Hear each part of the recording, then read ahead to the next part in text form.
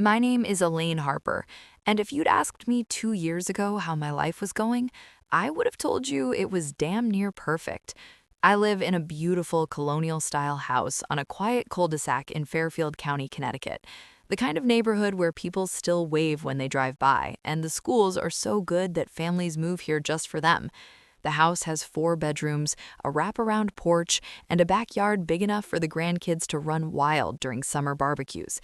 I bought it 30 years ago with my late husband, Tom, when we were young and foolish and thought we'd grow old together in it. Life had other plans. Tom died suddenly when he was 48, a massive heart attack right there in the driveway while he was unloading groceries. I was 42, left with 2 little girls to raise, and a mortgage that felt like a mountain. Emily was 10, Sophia was 7. I remember standing in the funeral home, staring at his casket, thinking, how the hell am I going to do this alone? But I did. I had to. I'd always been good at real estate, had my license since college, but after Tom passed, I threw myself into it like it was oxygen. Open houses on weekends, networking events at night, pounding the pavement until my heels bled. I built Harper Realty from nothing into one of the top independent brokerages in the county. $1 million listings, repeat clients, referrals that kept coming. I paid off the house early. I put both girls through private school without a single scholarship. College paid in full. Emily at NYU, Sophia at UCLA for art school, because that's what her heart wanted. Weddings? Emily's was at a gorgeous vineyard upstate. Sophia's was a bohemian chic affair on the California coast. I wrote the checks with a smile because these were my babies, my everything. People always said I was the strong one, the rock. My sisters would call and say, "Elaine, how do you do it all?" And I'd laugh and tell them it was just what moms do. Emily turned out just like I hoped, driven, successful, married to a nice guy named Mark who works in finance. They gave me 2 beautiful grandchildren, Lily and Jack, who light up my world every time they run through my front door yelling, "Grandma!" Sophia took longer to find her way. She's the creative one, always painting or sculpting or chasing some wild idea. But she finally opened a little gallery in Los Angeles, and I couldn't have been prouder. I flew out for the opening, bought 3 of her pieces just to show support, hung them prominently in my living room. I trusted them completely. More than trusted. I handed my heart on a silver platter. Emily helped me set up my retirement accounts years ago, always checking in. "Mom, are you maximizing your contributions? Let me look at your portfolio." Sophia would FaceTime from California just to say, "I love you, Mom. You're my hero." We had our Sunday night calls, the 3 of us, catching up, laughing about old stories, planning holidays. Thanksgiving at my house every year. Turkey, stuffing, the good china. Christmas mornings with the kids tearing open presents under the tree I decorated myself. They'd hug me tight and say, "We're so lucky to have you." I never saw it coming, not even a hint. I'd worked so hard to give them roots and wings, like the saying goes. Roots in this beautiful home filled with memories, wings to fly wherever their dreams took them. I thought that kind of love came back to you, that blood was thicker than anything, that the woman who sacrificed everything, who missed sleep, who skipped vacations, who chose their dance recitals over closing deals, would be safe in their hands when she got older. I was 58 then, still sharp, still closing deals, still running 5 miles every morning before the sun came up. Retirement felt like something far away. I figured I had years before I'd need to slow down, and when that day came, I'd pictured my girls stepping in, not out of obligation, but out of love, helping me manage things, maybe moving closer, making sure I was comfortable in the home I'd poured my life into. I gave them power of attorney just in case. Emily said it was smart. "Mom, you travel for work sometimes. If something happens, we need to be able to act fast." Sophia agreed. "We've got you, Mom, always." I signed the papers in Emily's kitchen over coffee and her famous blueberry muffins. It felt like the responsible thing to do, like insurance. I let them into my financial world completely, shared logins to bank accounts, investment apps, even the safe combination where I kept important documents. "You girls are my executors anyway," I told them. "Better you know everything now." They nodded seriously, eyes full of gratitude. Emily squeezed my hand. Sophia teared up a little. Looking back, I see how easy I made it for them, how blindly I trusted, how I mistook their ambition and independence for strength, never imagining they'd turn it against me. I thought I'd built the perfect life, a family bound by love stronger than anything, a legacy I could hand over with pride. But perfect lives have cracks you don't see until the whole foundation starts to crumble. And mine, it was already cracking, quietly, carefully, right under my feet. It was a crisp fall morning in 2023 when the first little hairline fracture appeared in my perfect world. I remember it clearly because I was sitting at my kitchen island, sipping coffee from my favorite world's best mom mug that the grandkids had painted for me years ago. The leaves outside were turning that gorgeous New England red and gold, and I was scrolling through my banking app, just doing my monthly check-in like always. That's when I saw it. A withdrawal for $8,400 that I didn't recognize. It was labeled Investment Transfer, EH Authorization. EH. Emily Harper. My Emily. I stared at the screen for a good minute, my coffee getting cold. It wasn't a huge amount in the grand scheme. My accounts were healthy from decades of smart saving and real estate commissions, but it was money I hadn't moved. I called Emily right away. "Hey, sweetie," I said when she picked up, trying to keep my voice light. "Quick question about my accounts. Did you move some money recently? There's a transfer here I don't remember approving." There was a tiny pause, just a beat too long before she laughed that confident big sister laugh of hers. "Oh, Mom, yeah, that was me. I reallocated some funds into a higher yield bond last week. You're earning almost 2% more now. I meant to text you about it, but work's been crazy. Don't worry, it's all good." I exhaled, feeling a little silly for even asking. "Okay, honey, just checking. You know how I get about surprises with money." "Mom, relax. I've got your back. That's why you gave me access, remember? So I can help optimize things before you retire." She was right. I had given her access, and she was the finance whiz, worked at a boutique investment firm in Manhattan, always talking about Roth conversions and municipal bonds like it was second nature. I trusted her judgment more than my own sometimes. Still, something niggled at me. That night, I logged in again and poked around a little deeper. Another transfer a month earlier, $5,200 this time. Same label. I texted her a screenshot. Her reply came fast. "Again, me, moving things into your brokerage for better growth.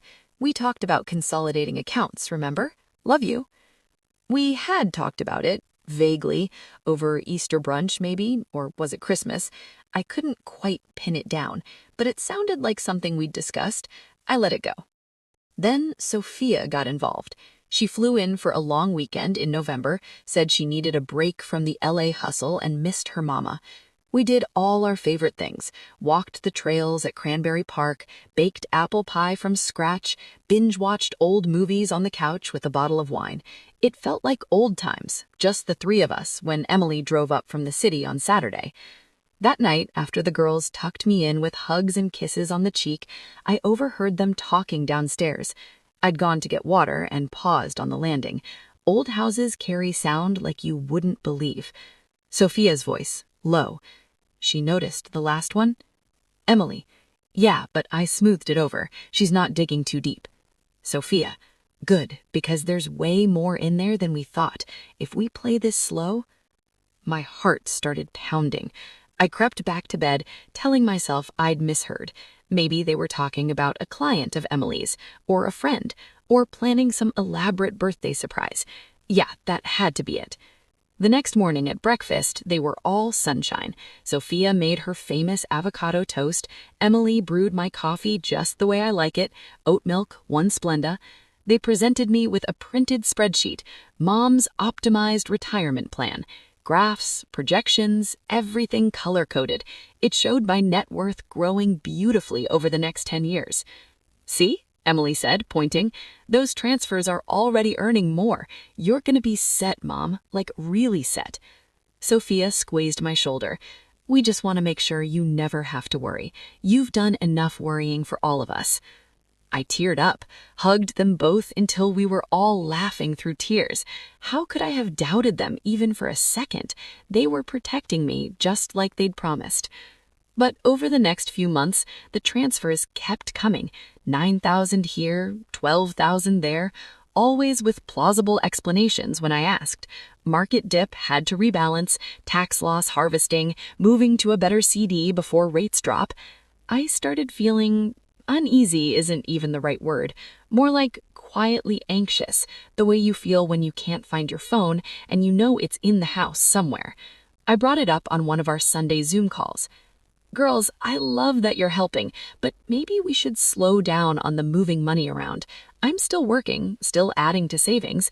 I'd like to approve big transfers myself from now on. Emily's face tightened just a fraction before she smiled. Of course, Mom, whatever makes you comfortable. We're just trying to maximize growth while rates are decent. Sophia spun in, her voice soft and soothing. We didn't mean to overstep. You've always trusted us with everything else. Why not this? And there it was, the guilt trip as gentle as a feather, but heavy as lead. Because they were right. I had trusted them with everything else. My house keys, my grandkids, my heart. Why was money different? I backed off, told myself I was being paranoid, that losing Tom Young had made me cling too tight to control, that my daughters loved me and would never, ever hurt me. But late at night, when the house was quiet and the wind rattled the old windows, I'd lie awake staring at the ceiling, wondering why my stomach kept twisting whenever I thought about those transfers. The crack was there, small, invisible to anyone else, but it was spreading. By the spring of 2024, I was starting to feel like I was living in one of those Lifetime movies I used to roll my eyes at, except it was my life and nobody was coming to save the clueless mom.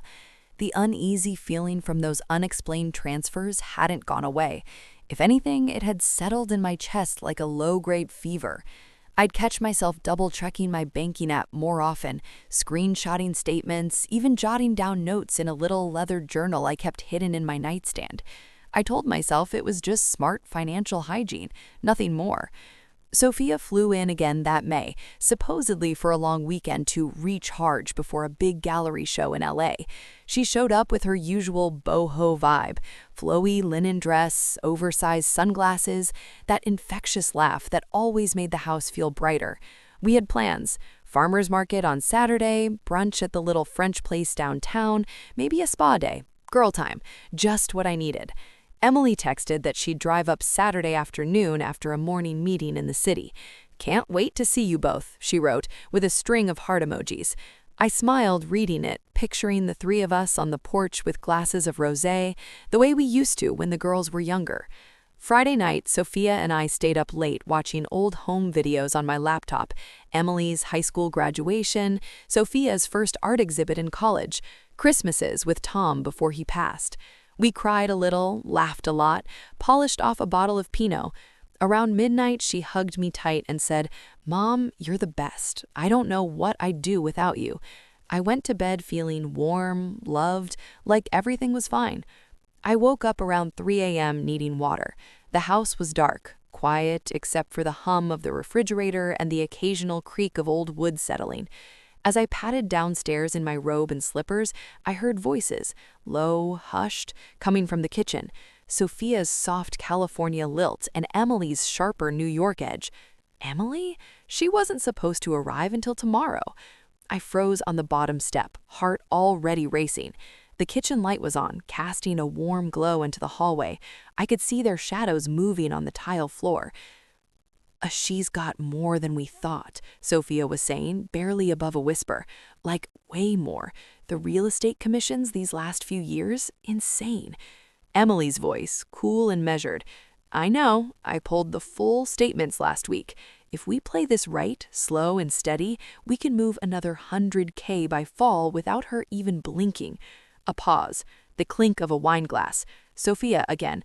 "But what if she starts asking questions? She already noticed those first transfers." Emily laughed quietly, that confident, dismissive laugh I knew so well. I handled it, told her it was rebalancing. She bought it completely. Mom's too trusting, always has been. And honestly, Soph, she's getting older. Memory isn't what it used to be. We can use that if we need to. My stomach dropped like I'd missed a step going downstairs. I gripped the banisters so hard my knuckles hurt. This couldn't be real. I had to be dreaming or mishearing. Maybe they were talking about a client. Emily had high net worth clients all the time. Or maybe it was role-playing some investment scenario. My mind scrambled for any explanation that didn't shatter everything I believed about my daughters. I took one silent step closer, straining to hear. Sophia, the house alone is worth what, 2.8 now? Maybe 3 if we time the market right? Emily, closer to 3.2 with the renovations Mom paid for, once we get durable power of attorney fully activated. Sophia, we already have it. Emily, medical too. That's the key. If we need to, we can get a doctor to sign off on cognitive decline. Then everything's ours to manage, for her own good, of course. They both laughed then, soft, conspiratorial. The sound sliced through me like glass. I backed away slowly, carefully, until I was upstairs again, door closed, sitting on the edge of my bed shaking. My own daughters, plotting, calculating, talking about my money, my house, my mind, like I was already gone, like I was some obstacle to remove. The next morning, I came downstairs acting like nothing had happened, forced to smile as Sophia flipped pancakes and Emily poured orange juice, chatting about traffic on I-95. They hugged me, asked if I slept well, presented me with a Mother's Day gift they had apparently planned together, a gorgeous necklace from Tiffany's that must have cost a fortune. "Put it on, Mom," Sophia said, eyes sparkling. "It's perfect for you." I let them clasp it around my neck, hands trembling slightly. "It's beautiful, girls. Thank you." Emily kissed my cheek. "You deserve it. You've given us everything." Everything. The word echoed in my head all day. We went to the farmer's market as planned, took selfies by the tulips, had brunch and mimosas. They told me about their lives, Emily's promotion, Sophia's upcoming show, and I nodded, laughed in all the right places, asked all the right questions. But inside, I was screaming. That night, after they'd gone to bed, I sat in the dark living room with a glass of whiskey I didn't even taste. I replayed every word I'd overheard, tried to convince myself I'd imagined it, misunderstood, but deep down I knew. The crack wasn't small anymore. It was a fracture, deep, dangerous, and it was only getting wider. Summer 2024 hit Connecticut like a steam bath. Humid, relentless, the kind of heat that makes you crank the AC and stay inside with iced tea and regrets. I just closed on a big waterfront listing in Greenwich, my biggest commission of the year, and I was feeling good, really good. Money in the bank, grandkids coming for a week in August, maybe even a solo trip to Italy in the fall to celebrate turning 60 early. Life was still mine to live. Then the alert came. I was at my desk in the home office, finalizing paperwork, when my phone buzzed. Bank of America fraud detection. Unusual activity detected on your primary checking account. Please review. I opened the app, heart already picking up speed. The balance was wrong, way wrong. Over $200,000 lower than it should have been after that commission deposit. I scrolled through the transactions, breath catching in my throat, transfer after transfer, large ones now, not the sneaky little ones from before. $45,000 to an account ending in 7782, $68,000 to one ending in 9145, another $52,000 labeled wired to investment holding, all dated over the past 4 months, all authorized under my name, my digital signature. Offshore routing numbers I didn't recognize, places like the Caymans, Nevis, names I'd only heard in news stories about tax evasion. My hands shook so badly I dropped the phone. 200 grand, gone. That was my retirement cushion, the nest egg I'd built for emergencies, for travel, for whatever came after I finally hung up my real estate sign. Money I'd earned closing deals in blizzards, in pandemics, while grieving Tom, while raising 2 kids alone. I called Emily first. She was my go-to for money stuff. The phone rang twice before she picked up, sounding breezy. "Hey, Mom, what's up? I'm just grabbing lunch with a client." "Emily," I said, voice cracking despite trying to stay calm. There's a problem with my accounts. A big one. Over $200,000 is missing, transferred out. Did something happen? Dead silence on the line. Then, what? Mom, that's impossible. Let me pull up your dashboard right now. I heard keyboard clicks, her breathing quicker. Oh my God, this looks like fraud, serious fraud. I started crying then, relief flooding me because she sounded as shocked as I felt. What do we do? Should I call the police? No, hold on. Don't call anyone yet. These things happen more than you think. Identity theft, phishing, someone must have gotten your credentials. I'll conference in Sophia. We'll handle this. Sophia was on the line in minutes, voice thick like she'd been crying too. Mom, I'm booking the red eye tonight. I'll be there tomorrow morning. They both descended on the house like a crisis team. Emily drove up from the city with her laptop and a folder thick with printouts. Sophia arrived straight from the airport, no makeup, hair in a messy bun, looking devastated. They sat me down at the kitchen table with chamomile tea and took over. We're filing fraud claims with every bank, Emily said, already on hold with customer service. We'll get affidavits, freeze everything, start recovery processes. Sophia held my hand. This isn't your fault, Mom. Hackers are sophisticated now. We'll fix it, promise. For weeks, the house became command central. They hired a forensic accountant friend of Emily's, some guy named Derek who came over in a suit and talked about tracing blockchain and dark web leaks. They printed stacks of forms for me to sign. Police reports were filed. The banks promised investigations. Emily even got the local news station to do a segment on elder financial fraud without using my name, just to raise awareness. I felt protected, loved, my girls rallying around me like they always had. But little things started bothering me. Like how calm Emily stayed when the bank said some transfers had been initiated from IP addresses linked to devices that had previously logged in with my credentials, meaning no hack, just someone who already had access. Or how Sophia kept saying, "Don't stress, Mom. Stress isn't good for you at your age," every time I asked for updates. Or the way they exchanged glances when I mentioned hiring my own lawyer. One night, after they thought I'd gone to bed, I came downstairs for Advil and heard them again. Same kitchen, same low voices. Emily, the banks are dragging their feet. They're starting to ask questions about the authorizations. Sophia, then we pivot. Tell her most of it's unrecoverable, standard with offshore. She'll believe it. She wants to believe it. Emily, yeah, and the house equity line, we can tap that next if we need bridge cash. Sophia, she'll sign anything if we frame it as protecting what's left. I backed away before they saw me, heart pounding so badly I thought I'd pass out. The next morning, they made waffles and told me the banks had bad news. Most of the money was gone for good, routed through shell companies, untraceable. But not to worry, they'd personally ensure I was taken care of. Emily even teared up. Sophia hugged me for 5 minutes. I nodded, thanked them, ate my waffle, but inside, something broke wide open. My daughters weren't saving me. They were robbing me blind and covering their tracks with hugs and tears. And the worst part?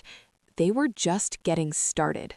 Fall turned into winter, and the house that used to feel so full of life started feeling like a museum, beautiful on the outside, cold and empty inside. By December 2024, I'd turned 60 without a single cake, card, or phone call from my daughters. No grandkids running through the halls, no Thanksgiving turkey, just me, a frozen lasagna from Trader Joe's, and a bottle of Cabernet that I drank half of while watching the Hallmark Channel and pretending I wasn't crying. The money was still under investigation. The banks had frozen what was left of my accounts for protection, which meant I was living off a credit card with a limit Emily had quietly lowered to $5,000. My real estate business slowed. Clients could sense something was off when I missed calls or showed up to showings distracted. I told myself it was temporary, that my girls were still working on getting everything back. But the little inconsistencies piled up like snowdrifts. Emily's husband, Mark, stopped coming to family events altogether. When I called him directly, something I rarely did, he sounded awkward, rushed. Hey, Elaine, yeah, everything's fine, just swamped at work. Kids are great, gotta run, conference call. Click. Then the grandkids. Lily, my sweet 8-year-old granddaughter, FaceTimed me one afternoon from Emily's phone. Grandma, when are you coming to see us? Mommy says you're sick. In the background, I heard Emily snap, Lily, give me the phone. The call ended abruptly. I drove to their house in Westchester unannounced the next weekend, armed with cookies and the excuse that I was in the neighborhood. Mark answered the door, looking uncomfortable. Elaine, this isn't a great time. Emily appeared behind him, arms crossed. Mom, we talked about calling first. The kids are napping. I pushed past anyway, needing to see them. Lily and Jack ran to me, hugs and giggles, until Emily said sharply, Okay, that's enough. Grandma can't stay long. She herded them upstairs. Over coffee in the kitchen, coffee I wasn't offered, Emily sighed dramatically. Mom, you look exhausted. Have you been forgetting things again? Mark and I are worried. Forgetting things? I asked. You called last week asking about the same bank statement twice, and you left the stove on when we visited last month. Soph and I had to turn it off. I hadn't left the stove on. I knew I hadn't, but the way she said it, so concerned, so matter-of-fact, planted a seed of doubt. Was I slipping? Sophia flew in for Christmas, just her this time. No gifts under the tree for me, but she had a big one for herself, a new MacBook Pro she unpacked right in front of me. Gallery sales are through the roof, Mom, finally paying off. She didn't mention where the startup capital had come from. That night, I confided in my younger sister, Karen, over the phone. Karen's always been the blunt one in the family. Elaine, something's not right. Those transfers, the way they're isolating you, this sounds like financial abuse. You need to check your statements yourself. All of them. So I did. Late one night while Sophia was asleep, I logged into the accounts using my old laptop, the one they didn't know I still had. I went back years. And there it was, signatures on documents that looked like mine but weren't quite right, loops too perfect, angles off, power of attorney forms I didn't remember signing, a durable medical power of attorney added 6 months ago, and transfers, dozens of them routed through LLCs with names like Harper Family Holdings and ES Trust Management. I printed everything, hid the pages in a lockbox in the attic. Christmas morning, I confronted them over breakfast. Sophia was buttering toast, Emily sipping coffee. I slid the folder across the table. Girls, we need to talk. These signatures aren't mine. These accounts, I didn't authorize half these transfers. What's going on? The room went dead silent. Then Emily's face softened into that practiced concern. Oh, honey, you did sign these. Remember? In my kitchen after Dad's anniversary. You were emotional, said you wanted everything taken care of. Sophia nodded, eyes wide. Yeah, Mom, you cried and said you didn't want to burden us later. We have it on video if you need to see. Video? My stomach twisted. Emily reached for my hand. You've been forgetting a lot lately. The doctor said early onset could look like this. Confusion, suspicion. It's okay, we're here for you. I pulled my hand away. I'm not confused. I'm telling you, these aren't my signatures. Sophia started crying, big, dramatic tears. Mom, this is the disease talking. You're scaring us. They called Karen that same day, put her on speaker, told me I was having an episode. Karen tried to defend me, but Emily cut her off. With all due respect, Aunt Karen, you don't live here. You don't see it every day. By New Year's, word had spread through the family grapevine. Cousins texting Emily for updates on Mom, my brother calling to say gently, Elaine, maybe listen to the girls. They only want what's best. Even my oldest friend, Diane, pulled away after a lunch where Emily happened to join us and steered the conversation to my memory issues. I was being erased, piece by piece. The family I'd built, the one I'd sacrificed everything for, was fracturing along the exact lines my daughters drew, and I was on the wrong side of the break. January 2025 was brutal.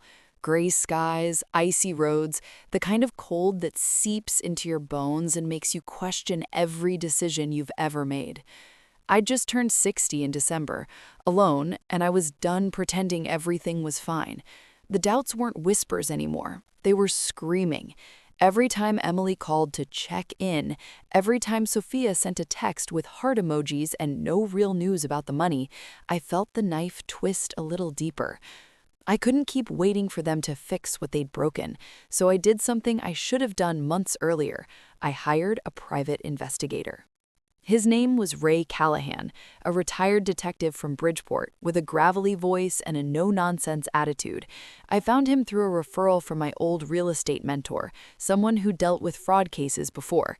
We met at a quiet diner off I-95, away from Fairfield where everyone knows everyone. I slid a folder across the booth. Printouts of the suspicious transfers, the forged-looking signatures, the LLC names. "I think my daughters are stealing from me," I said, voice low. It felt surreal saying it out loud, like betraying them just by admitting the possibility. Ray didn't blink. Elder financial abuse by family happens more than people talk about. Give me 2 weeks and full access to whatever you've got. Bank logins, emails, phone records if you can. I'll dig. I gave him everything, even the spare key to the house so he could install a couple of discreet cameras if needed. It felt invasive, but desperation does that to you. While Ray worked, I played the part, smiled during Sunday Zoom calls, thanked Emily for handling the bank stuff, told Sophia how proud I was of her gallery. All the while, my stomach churned. 2 weeks later, Ray called. "Meet me, same place. Bring a jacket, it's cold." I got there early, ordered coffee I didn't drink. When he walked in, he didn't sit right away, just slid a thick envelope across the table and said, "You're gonna want to read this alone first. But bottom line, you were right." I waited until I was home, locked in my bedroom before opening it. Page after page of evidence, bank records showing transfers routed to accounts in Emily and Sophia's names, property deeds, a condo in Miami Beach bought 6 months ago titled to E&S Harper Holdings LLC, a commercial lease in LA for Sophia's expanded gallery space, down payment traced directly to my missing funds. But the worst part? The emails. Ray had somehow gotten into an old shared family Dropbox they thought I didn't know about. Hundreds of messages between my daughters, going back 2 years. Emily, March 2023. "She's sitting on almost $3 million liquid once the house equity is factored in. We can siphon gradually. No one will notice if we space it out." Sophia, reply, "Start with the investment reallocations. She'll buy it. You're the finance expert." Emily, November 2023, Phase 2, get medical POA. "I know a doctor who'll sign off for mild cognitive impairment for the right referral fee."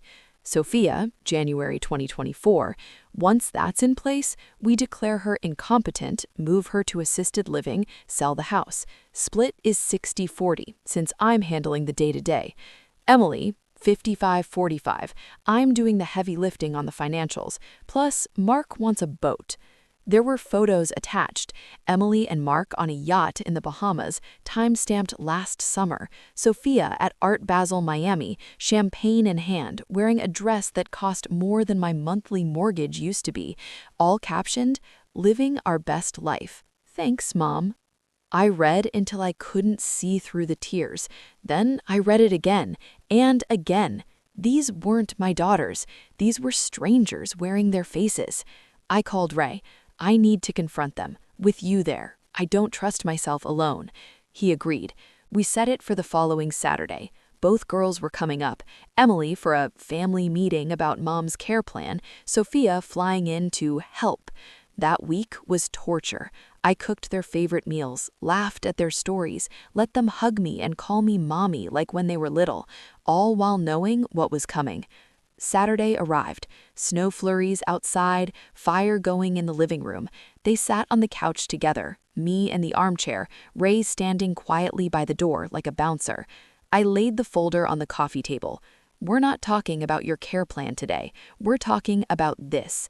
Emily opened it first. Her face went ghost white as she flipped through pages. Sophia leaned over, eyes widening. "Mom, this is taken out of context." Out of context, I laughed, bitter and loud. You mean the part where you discussed putting me in a home and selling my house isn't clear enough? Sophia burst into tears, real ones this time, or maybe not. We were just planning for the future. You've been forgetting things, getting confused. Stop. I cut her off. I'm not confused. I'm heartbroken. You stole from me, planned to take everything, my money, my home, my freedom. Ray stepped forward. Ladies, everything here is documented. Bank trails, emails, property records. This isn't suspicion anymore. This is fraud, embezzlement, elder abuse. Emily's mask cracked completely. She didn't cry. She got cold. You hired a PI to spy on your own daughters after everything we've done for you? Everything you've done? My voice rose. You mean robbing me blind while pretending to care? Sophia reached for my hand. I pulled away. Mom, please, we can fix this. Therapy, family counseling. Don't throw away our relationship over money. But it wasn't about the money anymore. It was about the betrayal so deep it rewrote 30 years of memories. I looked at them, my beautiful, brilliant girls, and saw monsters. And for the first time, I wasn't afraid to say it out loud. After the confrontation in the living room, everything changed overnight. Ray Callahan, my PI, advised me to stay calm, document everything, and not let them know I was building a legal case. They'll fight dirty, he warned. Family always does. So I played along, told the girls I needed space to process, and watched as they flipped the script so smoothly it would have been impressive if it wasn't aimed at destroying me. Within days, they went full defense mode. Emily called first, voice thick with fake tears. Mom, we're so hurt you'd hire someone to spy on us after everything we've sacrificed. Sacrificed? I almost laughed into the phone.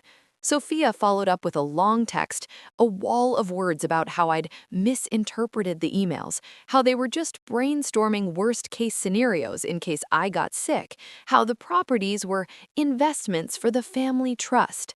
She ended with, "We love you more than anything. Please let us help you through this paranoia."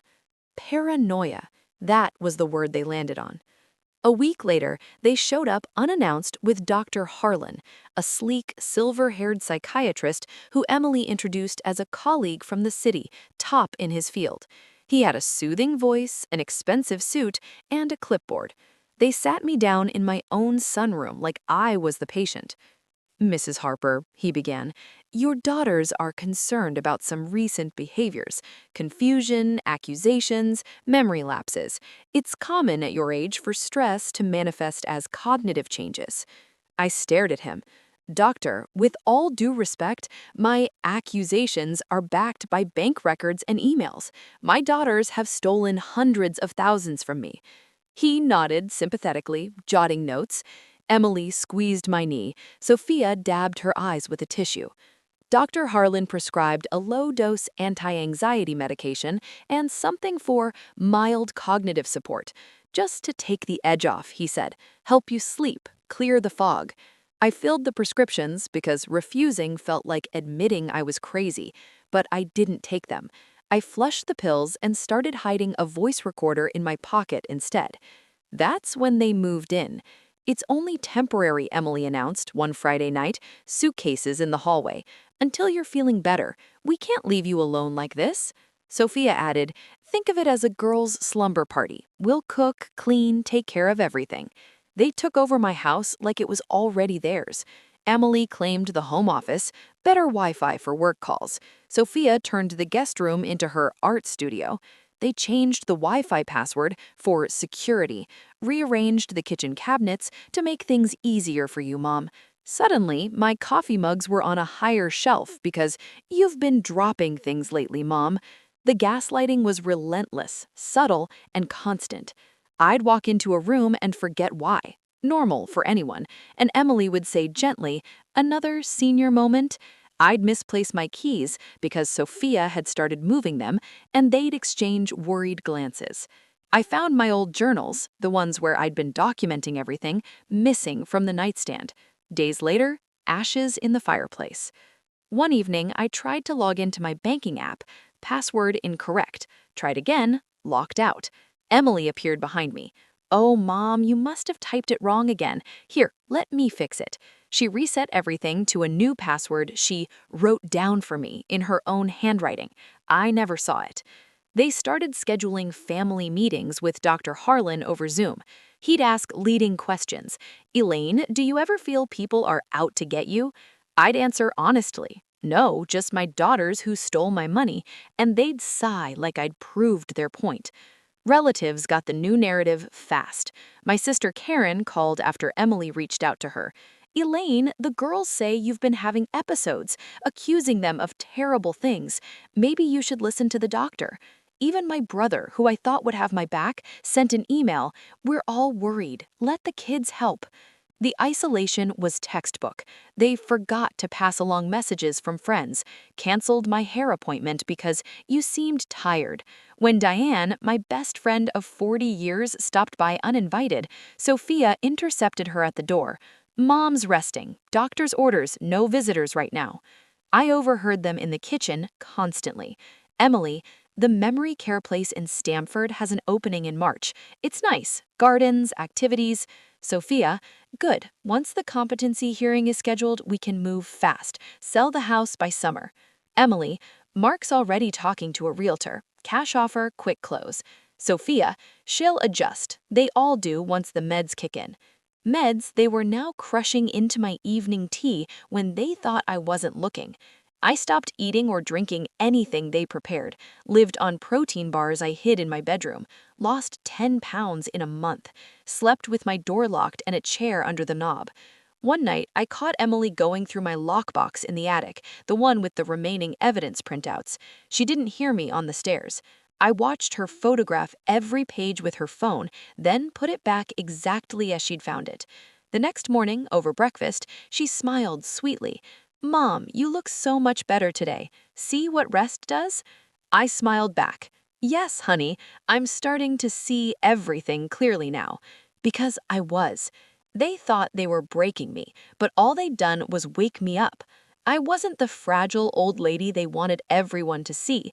I was the woman who buried a husband, raised 2 kids alone, built a business from nothing, and I was done playing victim. Ray was still gathering more evidence. My new lawyer, someone they didn't know about, was preparing filings. They wanted to declare me incompetent? Fine, let them try, because when this was over, the only ones who'd be losing everything were them. Spring 2025 arrived with cherry blossoms and a silence in my house that felt louder than any scream. Emily and Sophia had turned my home into a prison disguised as a caregiving sanctuary. They were living here full-time now, Emily working remotely, Sophia claiming the gallery could run itself for a while. The locks had been changed twice, once for security after a neighborhood break-in, and again because I'd apparently lost my key again. My car keys disappeared regularly, reappearing only when one of them needed to drive me somewhere. The family was gone, not just fractured, obliterated. It started with the grandkids. I hadn't seen Lily or Jack in person since February. Emily brought photos sometimes, showed me videos on her phone of them at soccer practice or school plays, but always with excuses why they couldn't visit. They've got a bug going around the school. Mark's parents are in town. You're still adjusting to the new meds, Mom. We don't want to overwhelm you. I'd beg for a quick FaceTime, and she'd promise tomorrow, but tomorrow never came. Then the relatives. My sister Karen tried to visit in March. Sophia met her at the door with a sad smile. Aunt Karen, Mom's having a bad day. Doctor says no excitement. Karen called me later, furious, but when I tried to tell her the truth, Emily took the phone. She's confused again. We're managing. After that, Karen's calls went to voicemail. I found out later they'd blocked her number on my phone. My brother Rick and his wife sent a birthday card in April with a check for $500 for whatever you need. The card never reached me. I saw the envelope torn up in the trash days later. Even old friends got the treatment. Diane, my best friend since college, texted me about lunch. I never saw the text. Emily had quietly taken over my phone to update the software and block spam. She handed it back with a new lock screen photo of all of us smiling at last year's Thanksgiving before everything went to hell. Word spread fast in our circles. At the grocery store one day, Sophia had finally let me out for fresh air. I ran into Mrs. Lang from down the street. She gave me that pitying look. "Elaine, dear, we're all praying for you. Emily says the dementia is progressing quickly. Such a shame." I started to correct her, but Sophia appeared with the cart, steering me away. "Mom gets agitated in public sometimes. Doctor's orders, short trips only." Thanksgiving was canceled. "Too much stress for you," Emily said. "Christmas, too. We'll do a quiet one, just us girls. No tree, no lights, no presents under anything." Sophia cooked a turkey breast and boxed stuffing, served it on paper plates to save you dishes. We ate in silence while they scrolled their phones. I was a ghost in my own life. They controlled everything now. My mail went to a new P.O. box they managed. Bills paid automatically from accounts I couldn't access. My real estate license lapsed because renewal notices got lost. Emily closed my real estate email with a cheerful announcement. "Harper Realty is officially retired. Time for Mom to relax." The isolation was complete. I spent days in my bedroom, door locked when they were out, staring out the window at the cul-de-sac where kids used to ride bikes, and neighbors waved. Now, no one waved. They'd been told Grandma Harper wasn't herself anymore. One night in May, I snuck downstairs for water and heard them on the porch, wine glasses clinking. "Emily, the hearing's set for July. Dr. Harlan's report is solid. Early-stage dementia with paranoid features. Judge will sign off, no problem." Sophia, "Good. The assisted living place in Danbury confirmed the spot. It's not fancy, but it's affordable. We can use her Social Security to cover it." Emily, "House goes on the market in August. Mark's realtor friend thinks we'll get 3.4 easy. After commissions and staging, the splits still over $1 million each." Sophia laughed. "Finally, all those years of playing the devoted daughters. Worth it." Emily, "Don't get sentimental now. She had her time. This is ours." I stood there in the dark hallway, tears running down my face, until I heard a chair scrape and retreated upstairs. The next day, they started packing my things. Slowly at first, a box of old photo albums labeled "Donate," my good china wrapped in newspaper for "storage," clothes I hadn't worn in years bagged for Goodwill. I found my wedding dress from Tom folded into a box marked "trash." I confronted them in the kitchen. "Stop packing my life away. This is still my house." Emily didn't even look up from her laptop. "Mom, we're just decluttering. Doctor says hoarding is a symptom." Sophia added softly, "It's for your own good. You'll feel better with less stuff when you move." When I move. Not if. That night, I sat on the bed that Tom and I had picked out together 30 years ago and realized the family I'd built was dead. The laughter, the holidays, the unconditional love, it had all been an illusion on their end. I'd poured everything into them, and they'd waited until I was vulnerable to take it all. But they'd made one mistake. They thought isolating me would break me. Instead, it clarified everything. I wasn't done fighting. Ray was still working. My secret lawyer had filed quiet motions to freeze asset sales. I'd been emailing them from a burner account on a hidden tablet, sending scans of every new document I could photograph. They thought they'd destroyed my family. But family isn't just blood. It's the people who choose you, and I was choosing myself. For the first time in years. June 2025 crept in with humid air and the smell of cut grass from the neighbors' lawns, but inside my house, it felt like perpetual winter. Emily and Sophia had ramped up the pace. The packing boxes were no longer subtle. They lined the hallways, stacked neatly with labels in Emily's precise handwriting. Kitchen, keep.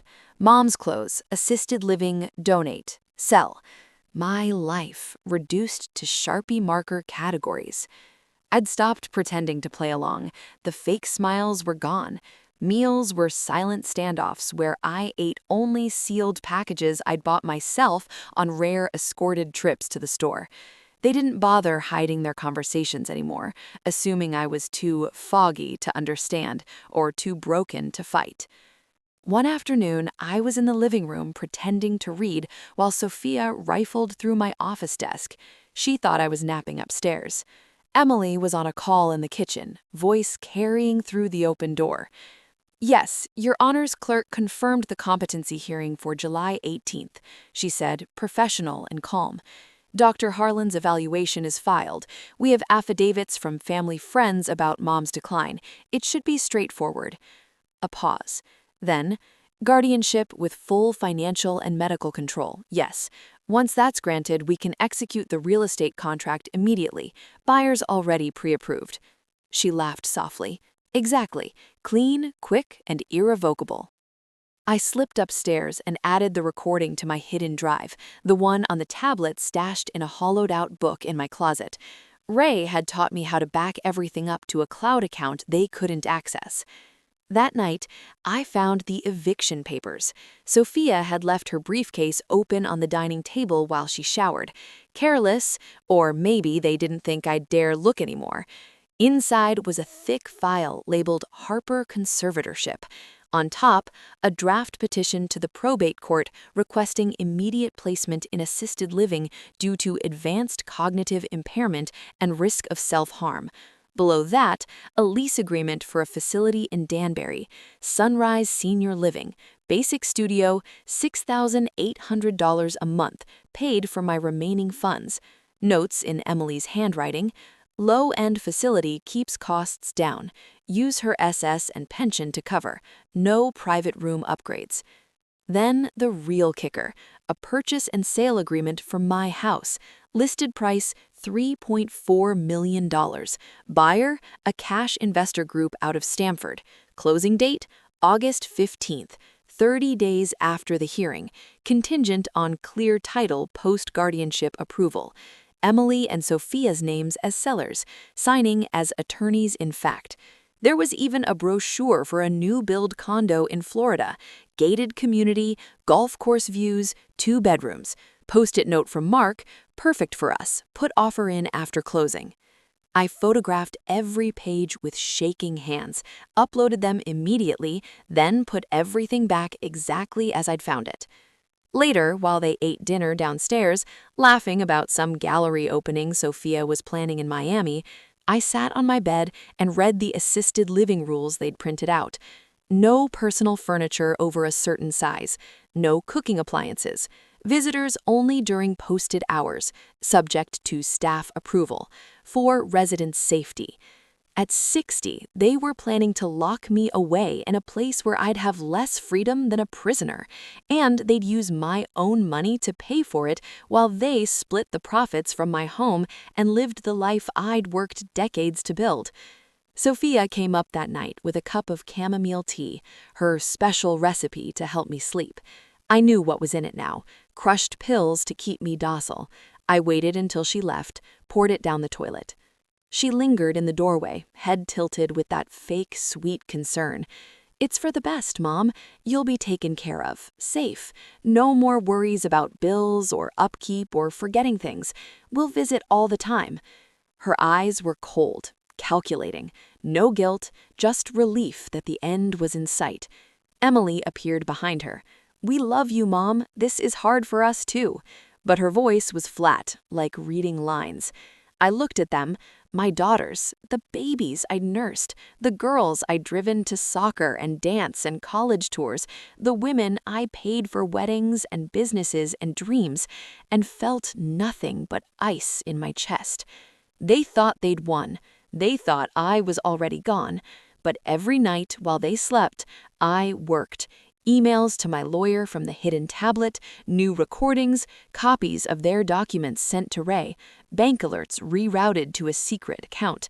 I'd even started leaving voicemails for Karen from a burner phone Ray gave me, filling her in piece by piece.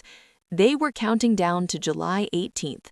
So was I, because on July 17th, my lawyer was filing emergency motions, temporary restraining order on all asset sales, request for independent forensic accounting, criminal referral to the state's elder abuse unit. The police would be involved, the banks notified. The hearing? It would go forward, all right, but not the way they expected. I closed my eyes that night, listening to them downstairs, glasses clinking, talking about furniture shopping for their new places, laughing about finally being free. They thought they were about to throw me out at 60 with nowhere to go. They had no idea I'd already started building the case that would take everything from them instead. The final plan wasn't theirs anymore.